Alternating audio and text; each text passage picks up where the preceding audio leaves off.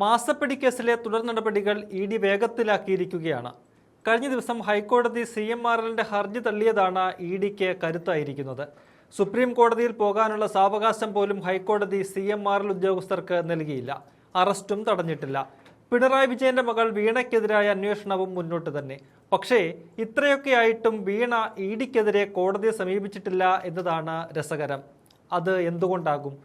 തുടക്കം മുതൽ CMRലാണ് ഇ.ഡി. അന്വേഷണത്തിന് തടയിടാൻ നിയമ പോരാട്ടം നടത്തുന്നത്. ആദ്യം ഹൈക്കോടതി സിംഗിൾ ബെഞ്ച് അന്വേഷണത്തിനെതിരായ ഹർജി തള്ളി. പിന്നാലെ വീണയുടെ ഉൾപ്പെടെ വീടുകളിൽ റെയ്ഡ് നടന്നു.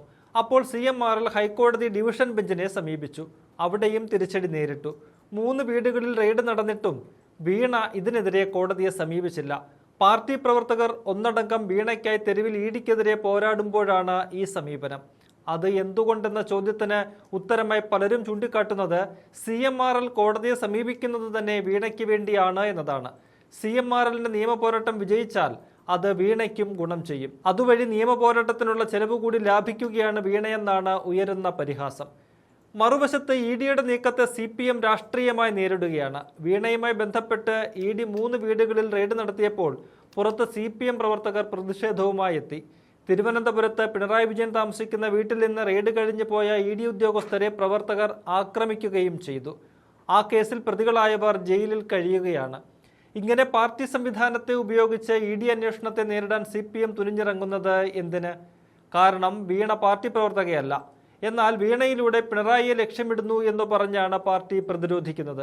അപ്പോൾ മറുവശത്തു നിന്ന് നിയമ പോരാട്ടത്തിലൂടെ CMRLന്റെ സഹായം വീണയ്ക്ക് ലഭിക്കുമ്പോൾ അതിന് പ്രത്യുപകാരമായി ഇ.ഡിക്കെതിരെ രാഷ്ട്രീയ നീക്കം പിണറായി വിജയൻ നടത്തുന്നു എന്നതാണ് ഇതിലെ രാഷ്ട്രീയ വായന. എന്തായാലും വീണയ്ക്കെതിരായ അന്വേഷണത്തിൽ ധൃതി വേണ്ടെന്നാണ് ഇ.ഡി നിലപാട്.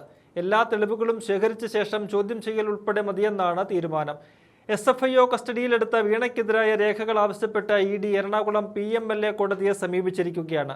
വീണയും CMRLും 2016 ഉണ്ടാക്കിയ കരാർ, CMRLും എക്സാലോജിക്കും 2017 ഉണ്ടാക്കിയ കരാർ, എക്സാലോജിക് ഫിനാൻഷ്യൽ സ്റ്റേറ്റ്മെന്റ്, വീണയുടെ IT റിട്ടേൺ ഉൾപ്പെടെ 134 രേഖകളാണ് ഇ.ഡി ആവശ്യപ്പെട്ടിരിക്കുന്നത്.